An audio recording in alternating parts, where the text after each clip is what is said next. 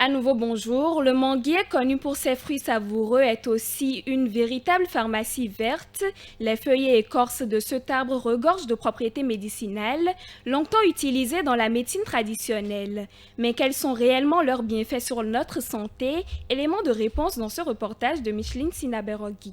Le manguier, dérivé du mangotier, est un arbre majestueux, souvent admiré pour non seulement ses délicieux fruits, mais aussi ses autres trésors insoupçonnés, autrement dit ses feuilles et ses écorces. La médecine traditionnelle africaine tire parti depuis des lustres des vertus curatives de ces parties souvent négligées. Kinel Bonitongo est naturopathe et nous parle de la différence entre le mangotier et le manguier. Le mangotier, c'est la variété non sélectionnée, c'est-à-dire naturelle. Alors que le manguier, c'est les OGM, c'est-à-dire sélectionner les organismes génétiquement modifiés là, pour avoir de grosses mangues et de différentes sortes de mangues avec leur appellation. En effet, sur le plan sanitaire, les feuilles et les écorces du mangotier possèdent de nombreuses vertus et leurs utilisations varient en fonction du mal. L'expert explique. Les feuilles seules sont diurétiques. Elles sont fibrogènes, c'est-à-dire que généralement chez nous en Afrique, les enfants ont la température et puis les mamans n'ont pas les moyens d'amener l'enfant à l'hôpital. La première des choses pour faire baisser la fièvre et l'agitation de l'enfant, c'est de bouillir les feuilles et laver l'enfant. Au besoin même, on essaie de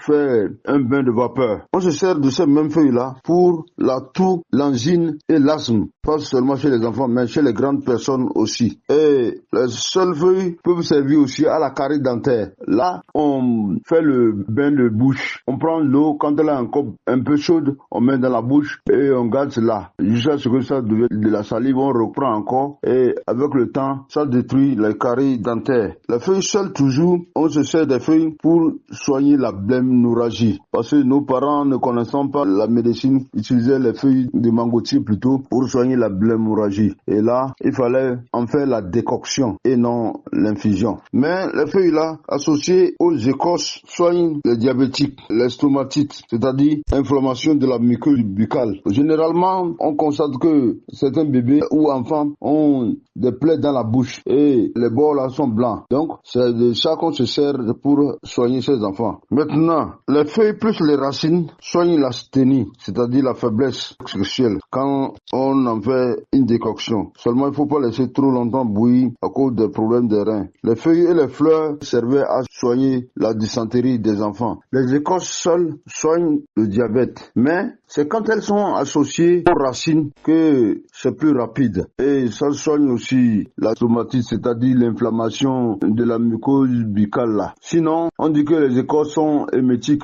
Elles soignent aussi la dysenterie, surtout la colique chez les enfants. Nos grands-mamans faisaient boire la décoction des écorces de manguier ou mangotier du moins pour soigner la colique des enfants. Maintenant, les grandes personnes utilisent ça pour la blemnorragie, l'infection génitale chez la femme, les plaies et affections cutanées, c'est-à-dire les affections de la peau. Quand on a les affections de la peau là, on fait la décoction et on se lave avec. Cependant, bien que ces remèdes soient naturels, il est essentiel de les utiliser avec précaution et de demander l'avis d'un spécialiste avant toute utilisation prolongée. Car, comme tout traitement même naturel, ils peuvent avoir des contre-indications. Kinel Bonitongo. Mais seulement que pour le diabète là, il faut le faire sous surveillance médicale parce que quand on ne s'y connaît pas, on peut endommager encore les reins ou bien on peut baisser le taux de glycémie, ce qui est encore nuisible à la santé de l'homme. Voilà pourquoi il faut utiliser cela avec